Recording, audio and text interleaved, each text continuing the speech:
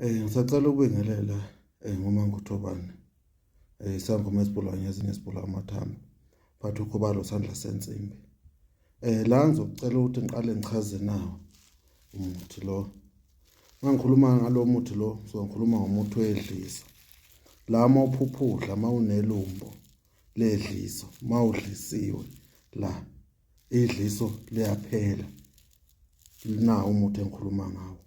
Wedliso welumbu.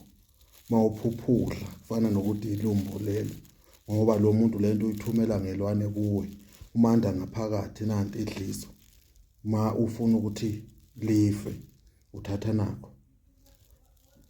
Lo muthi ke umuthi onamandla, umuthi ostrong kakhulu ngoba sizile abantu. Mase ngibuya la mase ngikhuluma namadoda. Mangikhuluma namadoda ngikhuluma ngalo umvusankunzi lo emadodeni. Lo muthi lo uyawukhotha. Ngiyakutshela ukuthi uhlisa ngani. Umuthi lo emawuganiwe induku yakho mayingasaqondi kahle. Kodwa lo muthi uqale ulwe nenkinga edala ukuthi induku yakho ingaphakami. Qala before uzophakamisa induku. Kuyenzeka omunye ukuthi kanti induku ayiphakami unomhlume kanti omunye sekuvaleke ini amapayipi. Lo uqala uvuthe qala amapayipi. Ngike ngithi ke abantu abathathe kanje yokuthuma bengamadoda uma ufuna ukuthi into yakho iyenzeke ibonakala. Yikho ke ngithi ke ofunayo uzongithinta uManguthobane. La umvusankunzi lo.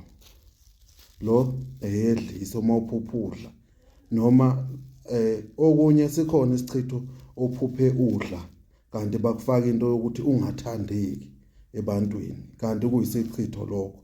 Khona nesilwane abakudlisa sona uphupha udla kanti sebedlisa isilwane lento isiyohlala ilala nawe.